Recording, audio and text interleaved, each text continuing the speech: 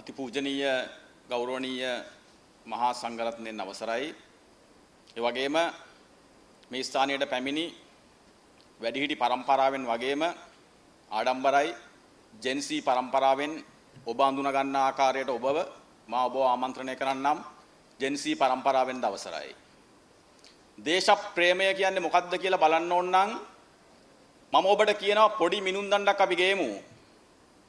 මෙතන ඉන්න හැම කෙනෙක්ම පොඩ්ඩක් මානසිකාර කරගන්න හෙට උදේට යුරෝපයට නොමිලේ වීසා දෙනවා කිව්වොත් කී දෙනෙක් යන්න ලෑස්තිද? පපුවට ගහගන්න, රටට ආදරෙයි කියන, මේක මගේ පොළව කියන, මේක මම අත්තරින්නේ නැහැ කියන, මේක මගේ රට කියන, මේක මගේ භාෂාව කියන, මේක මම උපන් බිම කියන, මේක මම මැරෙන බිම කියන. ඔබ තමුන්වන්සේලාගේ මම අහනවා. හෙට උදේට යුරෝපයට වීසා නිකන් දෙනවා කිව්වොත් කී දෙනෙක් යනවද? ඒ වගේම ඔබ අඳුනගෙන ඉන්න ආකාරයට දිනුවයි කියන රටකට ඔබ අඳුනගෙන ඉන්න ආකාරයට නිකන් වීසා දෙනවා කිව්වොත් කී දෙනෙක් යනවද? අන්න දේශප්‍රේමයේ ඉර. ඒ වගේම මම ඔබෙන් දැන් අහනවා පාකිස්තානයේට, බංගලාදේශයට, නැත්නම් අපි ඔය කතා කරන මුස්ලිම් අන්තවාදයේ තියෙන රටකට ඔබට යම්කිසි ඩොලර් ප්‍රමාණයක් එක්ක, ගයක් ඉඩමක් එක්ක, රැකියාවක් එක්ක වීසා දෙනවා කිව්වොත් ඔබ යනවද? ඔබ යන්නේ නැත්තේ ඇයි? අන්න ඔබට අඳුර ගන්න පුළුවන් අන්තවාදයේ බරපතලකම. ඒ නිසා අපි ඔබට කියනවා දේශප්‍රේමයේ ඉර එන්න ඕනේ ඔබේ හදවතින්. ඒක මූණු පොත ඇතුලේ, ඒක ඔබේ සමාජ මාධ්‍ය ගිණුම ඇතුලේ, එහෙම නැත්නම් ඔබ ලියන පොත ඇතුලේ, ඔබ කතා කරන වචන ඇතුලේ විතරක් නෙමෙයි ක්‍රියාවෙන් ඒක ඔප්පු කරන්න පුළුවන් වෙන්න ඕනේ. කවුරු හරි කියනවා නම් මුස්ලිම් අන්තවාදී අනතුරක් මේ රටේ නැහැ කියලා, අපි කියනවා එහෙම එකක් තියෙනවා. ඒ වගේම කවුරු හරි කියනවා නම් මේක සර්වාගමික රටක්, මේක බහුසංස්කෘතික රටක්, මේක නැත්නම් මේක අපි හැමෝටම අයිති එකක්, මේක ඇතුලේ අපේ කෑල්ලක් තියෙන්න ඕනේ, ඔබේ කෑල්ලක් තියෙන්න ඕනේ, මගේ කෑල්ලක් තියෙන්න ඕනේ කියලා අපි කියනවා නෑ ඒක එහෙම නෙමෙයි. මේක සිංහල බෞද්ධ රටක්.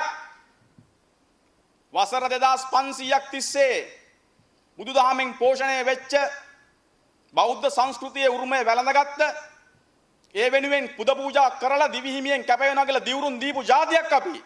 එහෙමනම් ඒ බෞද්ධ සංස්කෘතිය ඇතුලේ තමයි මුසල්මානුව අද වෙනකන් රැකුනේ. ඒ බෞද්ධ සංස්කෘතිය ඇතුලේ තමයි හින්දුව අද වෙනකන් රැකුනේ. ඒ බෞද්ධ සංස්කෘතිය ඇතුලේ තමයි ඉදිරියටත් ඒ හින්දුවත් ඒ මුසල්මානුවත් රැකෙන්නේ. දැන් කවුරු හරි මුසල්මානුවෙක් හිතාගෙන ඉන්නවා නම් හෙට උදේට මේ රටේ බහුතර බලය අල්ලලා අපේ හාමුදුරුවෝ කිව්වා වගේ මේක ඝාතනය කරලා, එහෙම නැත්නම් අපිව සහමුලින් මේ රටෙන් පන්නලා මේක අල්ලගන්න. අපි කියන පුළුවන් නම් එහෙම අල්ලගෙන බලන්න. ඔබේ නරලේ ලියලා තියෙන ඉරණම මොකද්ද එහෙම වුණොත් එහෙම වෙන්නේ? ඔබේ දරුවා ලිංගික වහලියක් වෙන්නේ නැද්ද? ඔබේ දියණියගේ උසස් අධ්‍යාපනය අහිමි වෙන්නේ නැද්ද? ඔබගේ නිදහස අහිමි වෙන්නේ නැද්ද?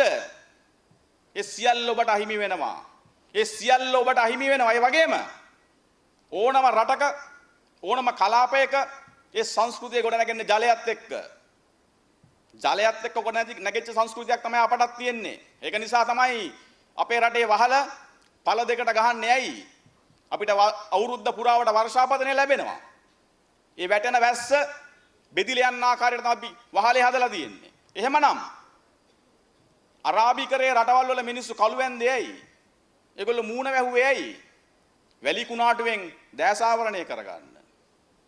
නිතර රෙදි සෝදලා පිරිසිදු කරන්න බැරි නිසා ඒක අවපැහැ ගැන්වෙන එක පේන්නේ නැති වෙන්න තමයි කළු පාවිච්චි කරේ. එහෙමනම් ඒගොල්ලෝ ඔටුව පාවිච්චි කරේ ඇයි? වතුර නැතුව කාන්තාරේ වැඩිපුර කිලෝමීටර් ගාණක් යන්න පුළුවන් සතා ඔටුව නිසා. හැබැයි දැන් කවුරු හරි හීන දකින්නවා නම් මේ රටේ ඔටුවන්ගේ පිටේ යන්න. කවුරු හරි හීන දකින්නවා නම් මේ රටේ කාන්තාව සම්පූර්ණයෙන් කළු වැඳගෙන මූණ වහ ගන්න ඕනේ කියලා. අපි කියනවා දෙපාරක් හිතලා බලන්න, මොලේ පරීක්ෂා කරගන්න. මොකද මගේ රට බොහොම සංස්කෘතික උරුමයක් සහිත ස්වභාවික සම්පත් සහිත රටක්. ඒකද අපිට ඔටුව ඕනේ නැහැ. අපේ රටේ මූණ වහගෙන යන්න ඕනේ නැහැ. මගේ රටේ කළු වඳින්න ඕනේ නැහැ.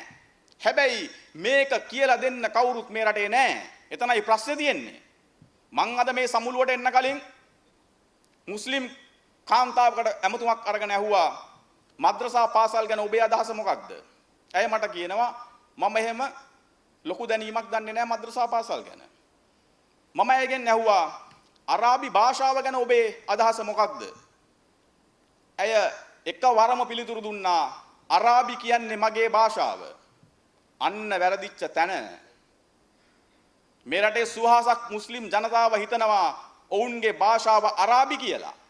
ඒක නිසා තමයි අද වෙනකොට මගේ රටේ පාර්ලිමේන්තු රණපනත් එන්නේ අරාබි භාෂාවෙන් උගන්වන්න ඕන ආකාරයට මේ සියල්ල වෙනස් වෙන්න ඕන කියන කාරණාවද පාර්ලිමේන්තුව දක්වා ඇවිල්ලා ඉවරයි. ඔබ පුදුම වෙන්න එපා. දැන් මේ වෙනකොට මගේ රටේ දමිළ භාෂාවෙන් ජාතික ගීය කියන රටක් බවට මේක පත් කරලා ඉවරයි. පත් කරලා ඉවරයි. ලෝකේ කිසිම රටක් භාෂා දෙකකින් ජාතික ගීයක් ගායනා කරන්නේ නැහැ.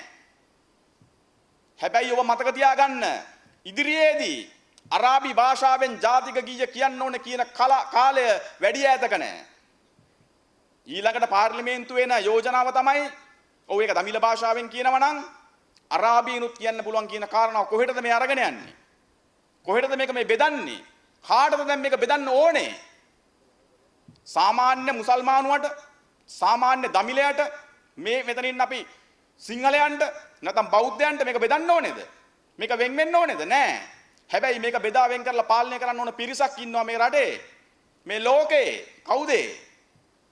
ඒ තමයි අන්තවාදය මතින් පෝෂණය වෙච්ච අන්තවාදී රටවල් වලින් ඩොලර් පොම්ප කරගන්න, අන්තවාදය තමුන්ගේ රැකියාව කරගත්ත, ඒ මුදල් වෙනුවෙන් තමුන්ගේ දිවුරුම දීලා තියෙන මිනිස්සු.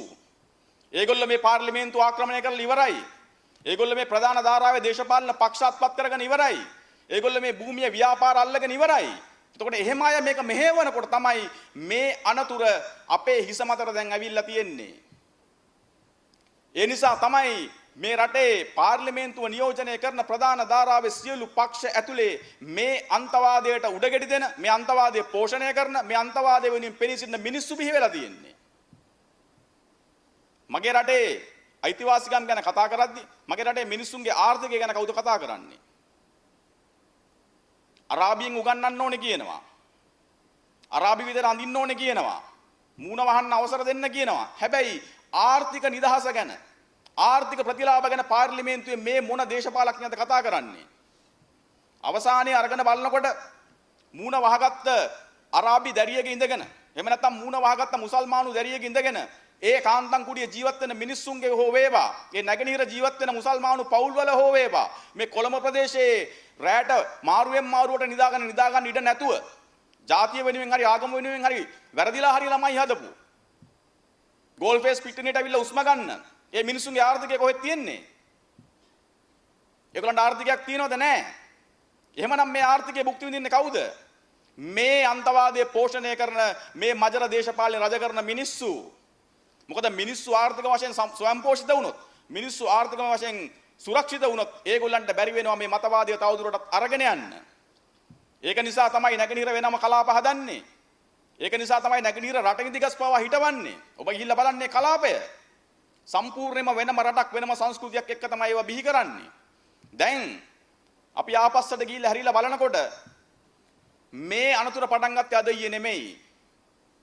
සිරිමා බණ්ඩාරනායක මැතිණිය ගැන අපිටත් තියෙනවා ගෞරවයක්. ඇය කාන්තා අග්‍රාමාත්‍යවරිය විදියට මේ රටට කළපු සේවය අතිමහත්. ඒ වගේම ඒ ආණ්ඩුවෙන් බරපතල වැරද්දක් සිද්ධ වුණා මම අද ඔබට ඒක කියනවා. ඒ පාලනය යටතේ අධ්‍යාපන අමාත්‍ය ධූරයේ හිමි වෙනවා මුසල්මානුවෙක්ට, බදුරුදීන් මොහොමඩ්ට.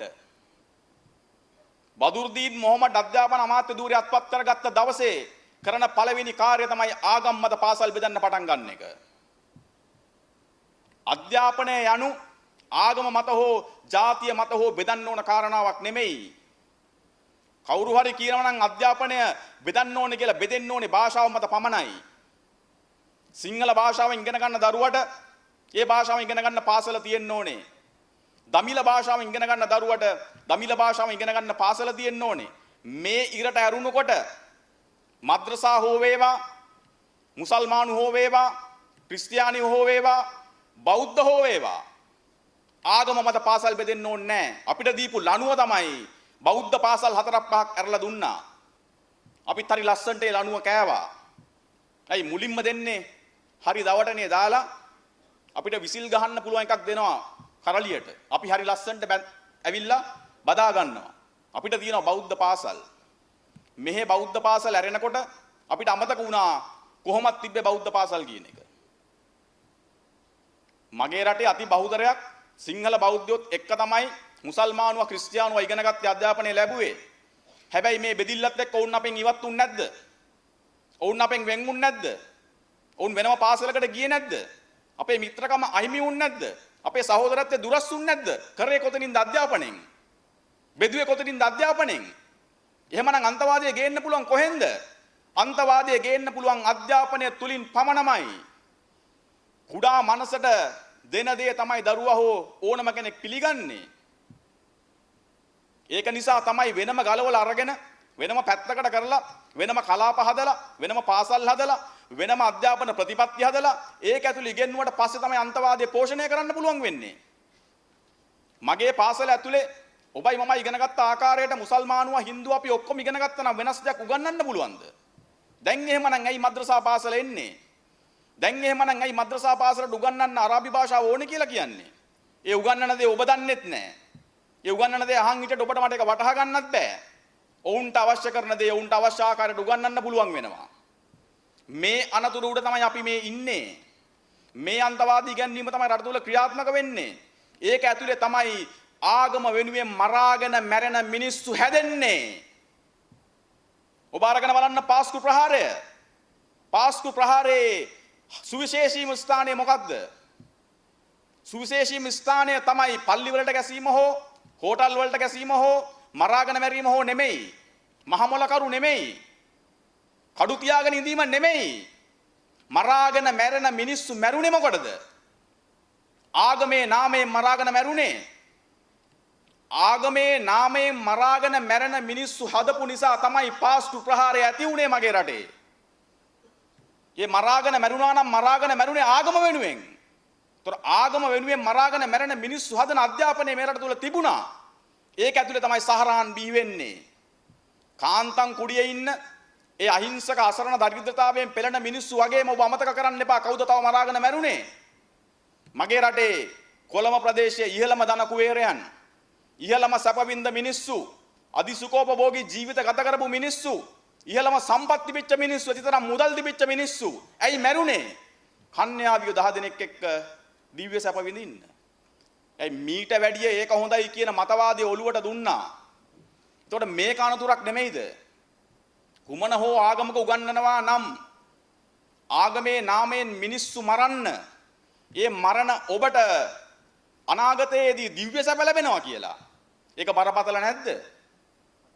ඒ ඉගැන්වීම අපි නවත්තන්න ඕනේ නැද්ද? ඒ ඉගැන්වීම තවදුරටත් මේ රටේ සිද්ධ වුණොත් කී දෙනෙක් කන්‍යාවිය වෙනුවෙන් මරාගෙන මැරෙයිද? ඒක නිසා අපි කියනවා පාස්කු ප්‍රහාරයේ මහා මොලකරු තමයි අන්තවාදී ඉගැන්වීම. කවුරු හරි දැන් මහා මොලකරු හොයනවා නම් පොත් ලියාගෙන, සම්මන්ත්‍රණ තියාගෙන, මිනිස්සු ගෙන්නගෙන, CID පරීක්ෂණ තියාගෙන, ෆයිල් පුරවගෙන, කරුණු හොයාගෙන දඟලන්න දෙයක් නෑ. අපි කියන්නම් මහා මොලකරු. මහා මොලකරු තමයි අන්තවාදී ඉගැන්වීම. අන්තවාදී ඉගැන්වීම නැමැති මහා මොලකරුගෙන් තමයි පාස්කු ප්‍රහාරය සිද්ධ වුණේ. එහෙමනම් යන්තවාදී මහමොලකරු නෙමෙයිද සිඳින්න ඕනේ? යන්තවාදී ඉගැන්වීම ටික තාමත් මගේ රටට එනවා නම්, යන්තවාදී ඉගැන්වීම මගේ රට තුල සිද්ධ වෙනවා නම්, ඒකට ප්‍රතිපත්ති හදන මිනිස්සුන් අපි එළිය තියන්න ඕනේ නැද්ද? ඊබ්‍රහීම් නාන ගැන කතා කරනවා නම් ඊබ්‍රහීම් නාන ජාතික ලැයිස්තුවට එනවා ජාතික ජන බලවේගය යවුව ඇත්ත. ඊට කලින් කොහෙද හිටියේ? ඊට කලින් කොහෙද හිටියේ? අවලස්සන ඇමරිකානුවා කියපු මේ රටේ මුදල් අමාත්‍යාංශය දරපු පවුලක් පිටින් පාලනය කරපු ඒ පක්ෂය ඇතුලේ ඔහුට හොඳම ව්‍යවසායකයාගේ සම්මානය දුන්නේ කවුද? ඔබ ගිහිල්ලා බලන්න. ඒ પરම්පරාවේ ඒ අවලස්සන ඇමරිකානුවගෙන් තමයි සම්මානය ගන්නෙ. එතකොට ඔයගොල්ලෝ බලය තියෙන තැනට එකතු වෙන්නේ නැද්ද? එකතු වෙන්නේ මොකටද? බලය තියෙන තැනට එකතු වෙන්නේ තමුන්ගේ අන්තවාදය පෝෂණය කරගන්න. හැබැයි ඊළඟටපත් වෙන ආණ්ඩුව ඒගොල්ලන්ට පේන්න තියෙනකොට ඒකට මුදල් පොම්බ කරලා ඒ ආණ්ඩුවේ ජාතික ලැයිස්තුවටත් ඒගොල්ලෝ එනවා. ඒ ආණ්ඩුවේ ජාතික ලැයිස්තුවටත් ඒගොල්ලෝ එනවා. මේ මැතිවරණ ඉතිහාසයේ මැතිවරණ ප්‍රතිඵලයකට යනකොට තනි පක්ෂයක් වැඩිම ආසන ගනිද්දි දැවැන්ත පක්ෂ සියල්ල සුණු විසුණු වෙද්දී ඔබ අරගෙන බලන්න එක්සත් ජාතික පක්ෂය හෝ වේවා ශ්‍රී ලංකා නිදහස් පක්ෂය හෝ වේවා මෙකි නොකි කුමන පක්ෂයක් හෝ වේවා ඔවුන්ට ලැබුණු ජාතික ලැයිස්තුවේ අවම മന്ത്രി දූර සංඛ්‍යාව 1 2 3 4 5ක් ලැබුණේ නැහැ. ඒක ඇතුලේ මුසල්මානුවෝ කී දෙනෙක් පාර්ලිමේන්තුවට ගියාද? මෙච්චර දේශපාලන ව්‍යසනයක් වෙලා දේශපාලනය හොදගෙන ගිහිල්ලා മന്ത്രിකම් නැති වෙලා ඇමතිකම් අහිමි වෙලා පාර්ලිමේන්තුව හොදලා යනකොට යන්තම් පත් වෙන ජාතික ලැයිස්තුවත් අත්පත් කරගත්තේ කවුද? ෆයිසර් මුස්තාෆා ඇතුලේ ජාතික ලැයිස්තුවෙන්. අනිත් අයත් ඇතුලේ ජාතික ලැයිස්තුවෙන්. ඒතර කොහොමද ඒක වෙන්නේ? මෙන්න මෙතනයි මේ අනතුර තියෙන්නේ. මේ දේශපාලනය ඇතුලේ මේගොල්ලෝ එන ඕනම ආණ්ඩුවක් එක්ක කෙලින් හිට ගන්නවා වගේ විතරක් නෙමෙයි ආණ්ඩුව ලවා Tamanට අවශ්‍ය කරන මතවාදය පොම්ප කරගන්න ඕන කාරණාව ඒගොල්ලෝ ඉස්ස සිද්ධ කරගන්නවා. ඒක නිසා මම ඔබට කියනවා, ඒ වගේ මගේ රටේ ආදරණීය මුසල්මානු ජනතාවට කියනවා, මේ අනතුරෙන් වැඩිම බැට ගන්න නියමිත ඔබයි, අපි නෙමෙයි. මොකද ඔබ යම්කිසි කුසලයකට යම්කිසි පිනකට මගේ රටේ උත්පාදනය වුණ මුසල්මානුවෙක් හෝ වෙලා ඔබ අද මේ විඳින නිදහස, ඔබට අද මේ තියෙන සම්පත් ටික, ඔබට අද මේ තියෙන ස්වභාවික සම්පත් ටික, ඔබට අද මේ තියෙන සංහිඳියාව, අපි කොච්චර අකමැති වුණත් මේ වචනේ කියන්නේ සංහිඳියාව ඔබට ලැබිලා තියෙන්නේ මේක සිංහල බෞද්ධ රටක් නිසා. ඉතින් මේ පිනට ඉපදිච්ච ඔබ පවට කරගහන්න ලෑස්ති වෙන්න එපා. මේ මුස්ලිම් මන්තවාදයට විරුද්ධව පළවෙනි වෙඩිල්ල තියන්න ඕනේ මුසල්මානු ජනතාව විසින්ම තමයි. එයයි සිද්ධ වෙන්න ඕනේ. එහෙම නැතුව කවුරු හරි කියනවා නම් මේක එක කොනකට යවන්න ඕනේ, මුස්ලිම් ජනතාව මේකෙන් එලවන්න ඕනේ කියලා නෑ. ඒක නෙමෙයි අපි මේ කතා කරන්නේ. දැන් හරි ෂෝක් ප්‍රතිපත්ති ගේනවා සමහරු. ක්‍රිකට් කණ්ඩායම බෙදෙන්න ඕනේ කියන ආගම මත. මලල ක්‍රීඩාව බෙදෙන්න ඕනේ කියන ආගම මත. හිතලා බලන්නකෝ බැටන් 4 ಜಾති 4ක 4 දෙනෙක් අරන් දුන්නකොට කොහොම තියෙයිද කියලා. දැන් මේ වගේ විසඳුම් තමයි මේ පාලකයෝ ගේන්නේ. හැබැයි වෙන්න ඕනේ ඒකද නෑ. දක්ෂයාට දක්ෂතනයි ලැබෙන්න ඕනේ. ක්‍රිකට් කණ්ඩායමේ 11 දෙනාම මුසල්මානුවන් වුණත් ලංකාවම එකතු වෙලා උන්ට අත්කොලසන් දෙන්න ඕනේ. එහෙම නැතුව පාකිස්තානේ ශ්‍රී ලංකා මැච් එකක් යනකොට තමුන්ගේ මූණේ පාකිස්තාන කොඩිය ඇඳ ගන්න මුසල්මානුවෙක් නම් මේ රටේ ඉන්නේ. ඔවුන් කොහෙද ඉන්නේ? ඔවුන් කොහෙද ඉන්නේ? ඒතර අපි ජාතියක් විදියට, අපි රටක් විදියට දේශපාලඥයන් විසින් බෙදෙන පළියඩකට බෙදෙන්න ඕනද නැහැ. ඒක නිසා අපි ඔබට කියනවා, අවසාන වශයෙන් අපි ඔබට කියනවා, හොඳින් මේ අනතුර කියවා ගන්න, මේක ඇතුලේ හොඳින් දැස් ඇර බලන්න.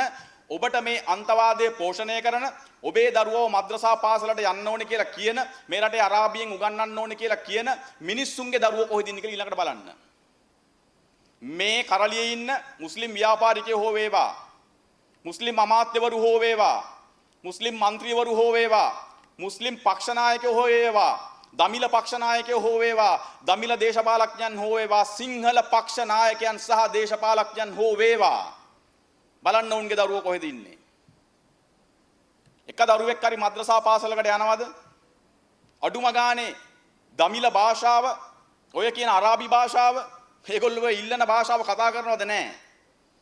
ඒගොල්ලෝ කතා කරන්නේ ඉංග්‍රීසි භාෂාව. අපිට ඉංග්‍රීසි භාෂාවත් එක්ක ඇරියස් එකක් නැහැ. ඒගොල්ලෝ යන්නේ ජාත්‍යන්තරයේ විශ්වවිද්‍යාල වලට. ඒගොල්ලෝ කන්නේ බොන්නේ අඳින්නේ පළඳින්නේ යුරෝපේ විදියට. මොකද ඒගොල්ලන්ට ටාගට් එකක් තියෙනවා. ඒ ටාගට් එක වෙනුවෙන් විතරයි ඒගොල්ලෝ වැඩ කරන්නේ. ඒ තමයි මේ රට ඒ ගෙනියන්න ඕන අන්තවාදය දක්වා දක්කගෙන ගිහිල්ලා එතනින් එහාට ඒගොල්ලන්ගේ ඩියුටි ඉවරුනාට පස්සේ ඒගොල්ලන්ගේ සිහිනය තියෙන්නේ, ඒගොල්ලන්ගේ ජීවිතය තියෙන්නේ ලංකාව තුල නෙමෙයි. ඒගොල්ලෝ මේක දාලා යනවා. ඒගොල්ලන්ට වීසා තියෙනවා. ඒගොල්ලන්ට වීසා තියෙනවා. ඒගොල්ලන්ට සල්ලි තියෙනවා. ඒගොල්ලන්ට සම්පත් තියෙනවා. ඒගොල්ලන්ගේ බලා ගන්න මිනිස්සු ඉන්නවා. ඒක නිසා අපි ඔබට කියනවා, මේ මජර උගුලට අහු වෙන්න එපා. මේ මජර උගුලෙන් මගේ රට මුදව ගන්න ඕනේ. ඒ වෙනුවෙන් පොදු වේදිකාවක් තැනෙන්න ඕනේ මේ රටේ අපේ හාමුදුරුවෝ කිව්වා වගේ. ඒක පාට පක්ෂ නැති, තමුන්ගේ රටට ආදරය කරන මිනිස්සුන්ගෙන් හැදෙන කඳවුරක් වෙන්න ඕනේ. ඒක නිසා අපි මේ මොහොතේ කියනවා, මේ ආණ්ඩුවට අවසාන වශයෙන් කියනවා, දෙනවා එක අභියෝගයක්. මේ ආණ්ඩුවට අපිට කරන් තියෙන බරපතලම චෝදනාව තමයි අන්තවාදී ඉගැන්වීම සඳහා චෝදනාවට ලක් වෙච්ච මුනීර් මුලෆ්ෆර් කියන මිනිස්සයා තමයි මේ රටේ සංස්කෘතික සහ ආගමික නියෝජ්‍ය අමාත්‍යවරයා බවට පත් වෙලා තියෙන්නේ. ඔබ හිතන්න, අන්තවාදී පිපිරීමක් වෙච්ච රටක, පාස්කු ප්‍රහාරයක් වෙච්ච රටක, මරාගෙන මැරෙන බෝම්බයක් පිපිරිච්ච රටක ඒ සම්බන්ධයෙන් ඉගැන්වීම කරා කියපු මහමොලකරුවෙක් තමයි එහෙමනම් ඒ අන්තවාදී ඉගැන්වීම වලට නායකත්වයේ දීපු මේ රටේ මේ අමාත්‍ය ධූරය දරන නියෝජ්‍ය අමාත්‍යවරයා. ඔහුට ඒ බරපතල චෝදනාව තියෙද්දී චෝදනාව සම්බන්ධයෙන් වචනයක් කතා කරන්නේ නැත්තේයි කියලා අපි අහනවා. ඒ වගේම මේ රටේ ආගමික අමාත්‍යාංශය දරන්නේ නිරාගමිකයෙක්. බෞද්ධ කටයුතු වලට වග කියන්නේ නිරාගමිකයෙක්. ඒකෝට එහෙමනම් මේ ආණ්ඩු අන්තවාදය අල්ලලා ඉවරයි. ඒ වගේම මේ රට හදන්න ඇත්ත වශයෙන්ම උමනාවක් තියෙනවා නම් අපි කියන ජනාධිපති සහෝදරයාට මාරු කරන්න ඕන අමාත්‍යාංශ 4ක් අපි ඔබට අද කියනවා. පුළුවන් නම් මාරු කරලා පෙන්නන්න. පුළුවන් නම් අධ්‍යාපන අමාත්‍යවරියව අමාත්‍ය ධුරෙන් අයින් කරලා පෙන්නන්න. පුළුවන් නම් පෙන්නන්න. ජාත්‍යන්තරයේ ඉස්සරහා මගේ රට හැල්ලු කරන විදේශ අමාත්‍යවරයව පුළුවන් නම් මාරු කරලා පෙන්නන්න.